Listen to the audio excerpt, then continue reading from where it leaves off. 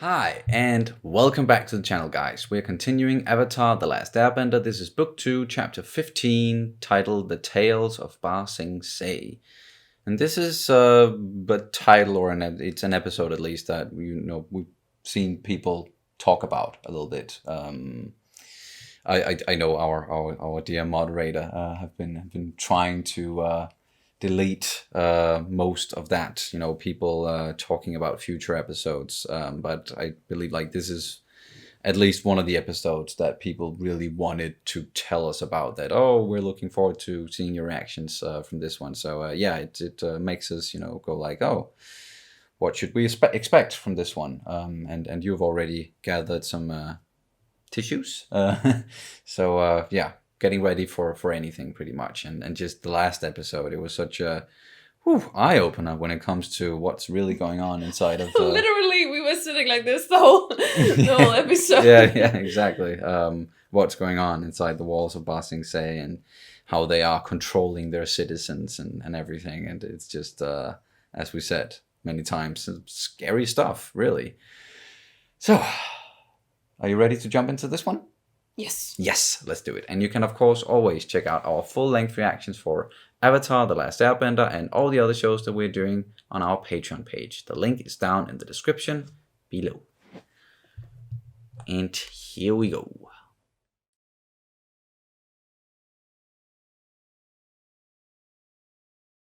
So that was the Tales of Ba Sing Se that we've been hearing about.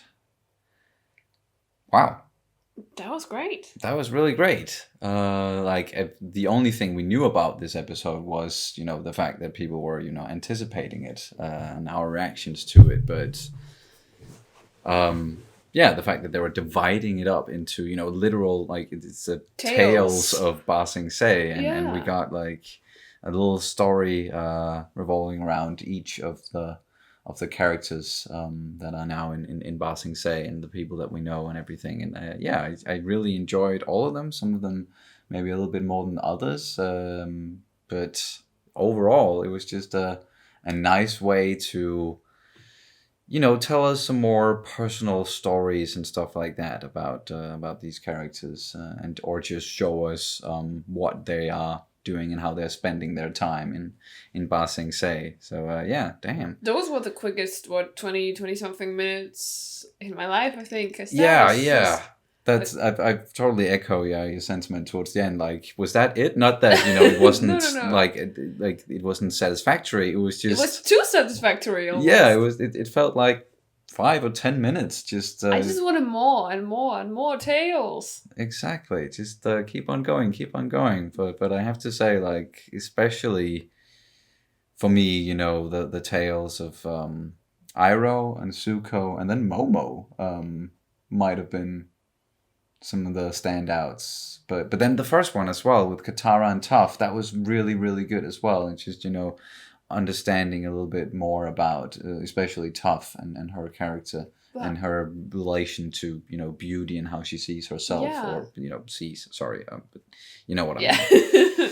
But I think it was great in a way that they are dealing with some very important stuff here, and especially for little girls, I think it's very important.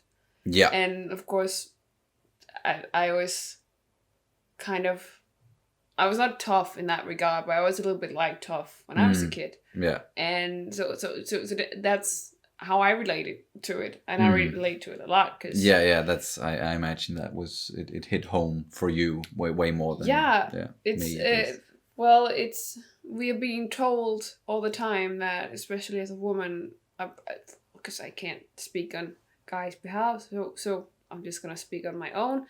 And as a woman, you're constantly getting told that you're basically nothing less than, or nothing more than your beauty and your looks and your appearance and everything. And it's just, I grew up like a weird, not very good looking kid, and that's just I relate really a lot to it, because for me it was never about appearance, and it was up until a certain age I was just like, I was just like a kid, and constantly being told that I was not good enough because my looks or my appearance was not good enough.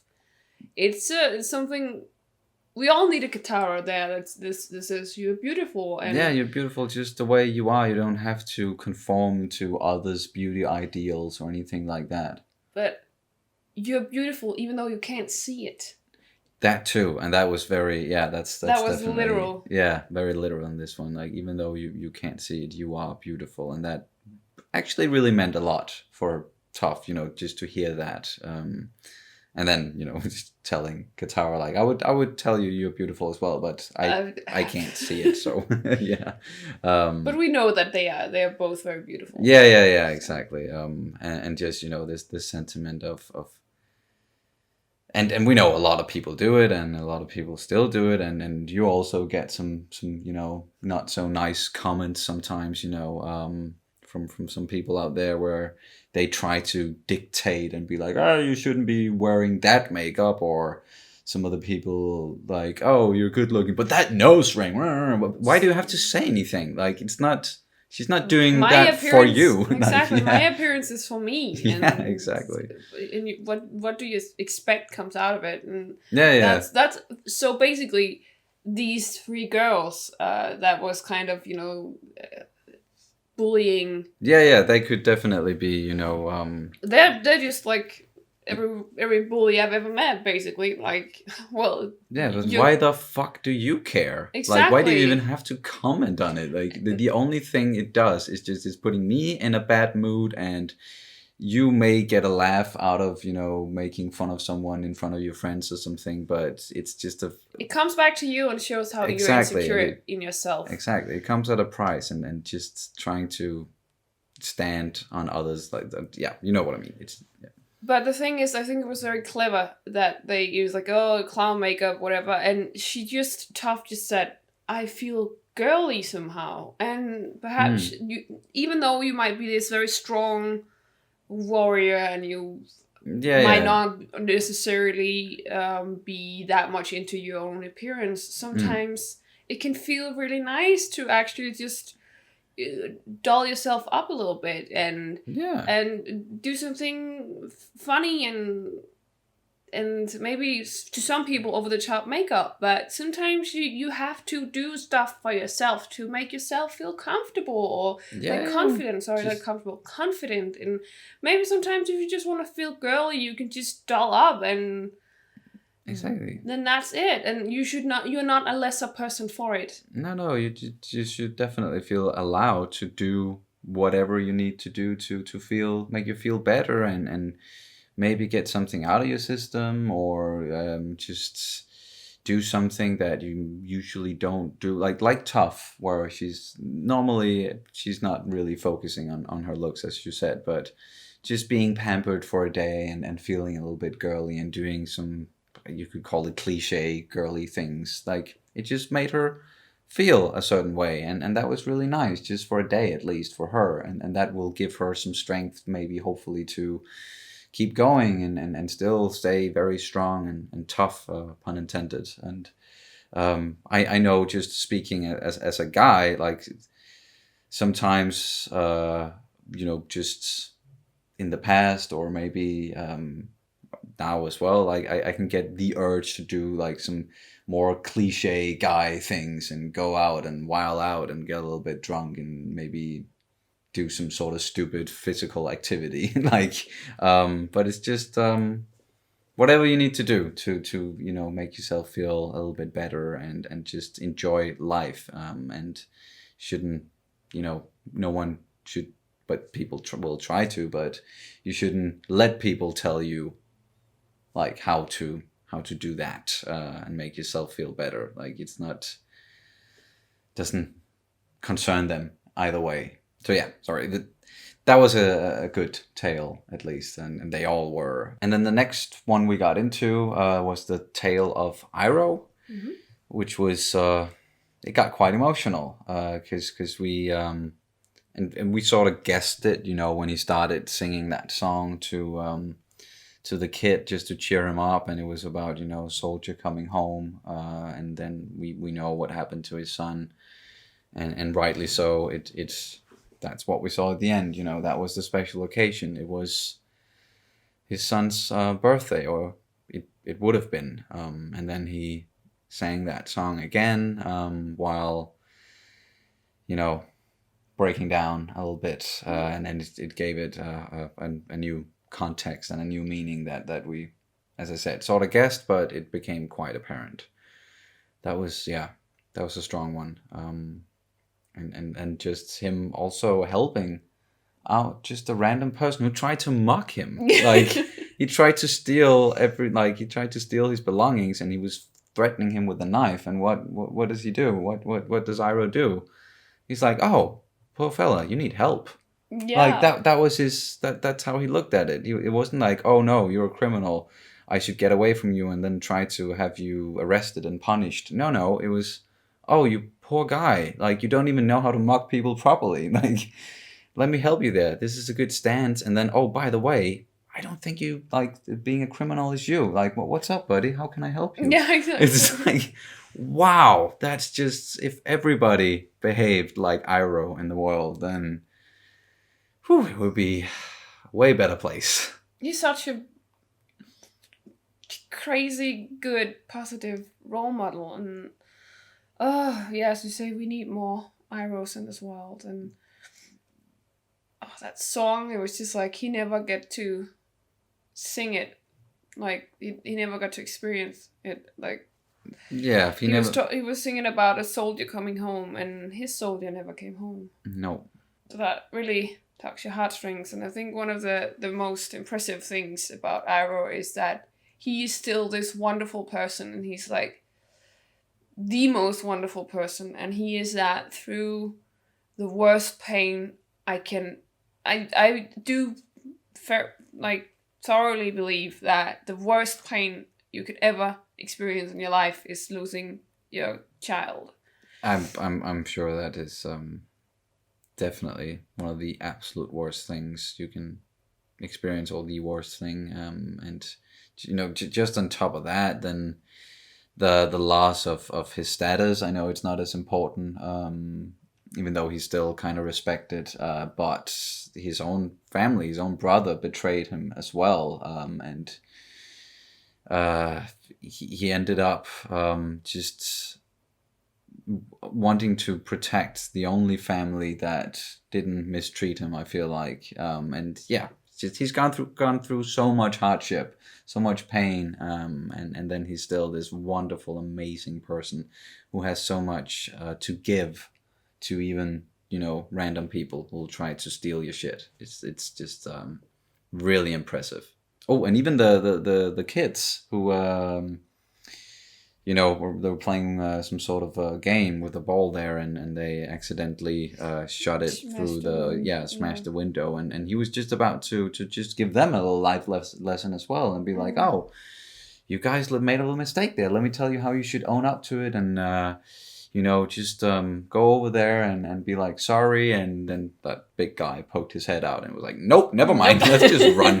But yeah, it's just another example of just how amazing he is. And then the next one was Aang, right? Yeah. He's still looking for Appa, but in his search for Appa, he found a lot of other animals who kind of needed some help as well, or needed to be sort of rescued from the zoo. Not that it was a bad zoo or anything like that. It was just the guy who's owning the zoo. He didn't have the funds to keep it going as he wanted. Yeah, exactly. And there were no new, like, none of the children wanted to come there because of the state of the zoo. And then Aang, he at first he might have messed up a little bit by just releasing them, but then he used the bison flute thing there, whistle, I think it is, and I wasn't aware that you could use, like, other animals would respond to it as well, or did we see that before? No, I don't think so, but I think they made a point out of when he, like, blew, like, really hard. Yeah. It was basically a way to, I guess, explain how he could manage all the animals. Yeah, or at least they will all respond to that sound and come running towards it, and then he got them outside of the city walls there, the inner city walls at least, And used a little bit of earthbending and yeah, there you go. There's Sue, and it's way better than the old one. And people came running immediately, and kids and everything. And we found out that he also took some of the pets. It seemed like, but my mistake. Yeah, shit happens, right? But yeah, just another day in the life of the Avatar, trying to help out with people's problems. Exactly. Helping people, helping animals, and just being the Avatar. The problem solver. Yeah. And then we had a very short one with Sokka. Yeah, that was funny. Just getting into a little poetry battle there. It was a bit like a freestyle rap, Yes, there was a bit of a roasting going exactly. on. That's what I think they were going for a little bit as well. Even though like poetry and slam poetry and stuff like that, it is also a thing. In what, like freestyling poetry? I think maybe, but yeah, it was very much like a freestyle battle and using poetry and back and forth, and he was doing pretty well, and then he used one too many syllables. And then it was out, yeah. Out. But I think it was funny. It was funny, and he is still a very, like, he provides a lot of levity for the show, but also some deep moments here and there. He's just a great character as well. Yeah. And I really like haiku, so I think that was super brilliantly written as well. Because I'm one of the people that feels that haiku is confining myself in a lyrical way. So I think it was just amazing how the person who wrote this, like the writer, that was just very great work with the 575 all the way through until that stupid syllable that just ruined it in the end. But I think that was super clever and super funnily written. Yeah. Very. And then we get to Zuko. Did not see this one coming. Him getting into sort of a romantic little entanglement there with this girl who was just hanging around the shop. And at first Zuko was like, he didn't even consider the possibility that she might be hanging out there because of him. Because of, she's just, a little bit smitten. He thought she was some sort of spy, and she figured out who we are, and no, not at all. That was not the case. And then Iroh stepping in and essentially, pushing him out on a date there. That was nice to see, and it was just really nice to see Zuko just living sort of a normal life just for one evening at least, and just being normal and going on a date and trying to figure out what we're gonna talk about, and the thing with the juggling, and she was just she was awesome. Yeah, very open, and I did get a little bit nervous when she started, dragging him towards that fountain, the one with the lanterns and everything, just because what if she was just undercover or something, and trying to expose him and then drag him to the Dai Li. Yeah. But no, that didn't happen. Fortunately, she was just really eager and excited, and exactly, and she just really likes him, and it evolved kind of quickly, and they started kissing, and then it's seeing Zuko in a new light.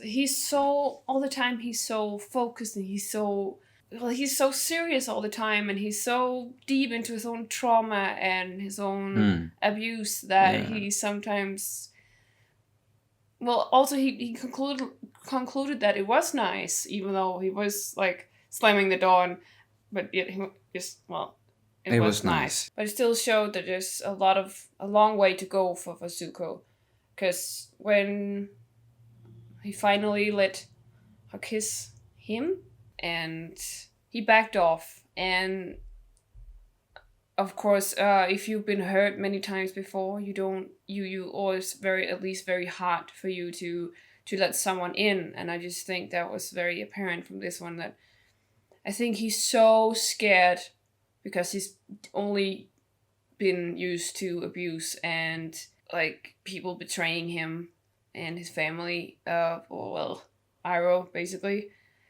the few people who actually cared for him, and he just completely he's closed off and won't let anyone in. And I just thought that was so apparent when he backed off and basically ran away, because he's so afraid of this.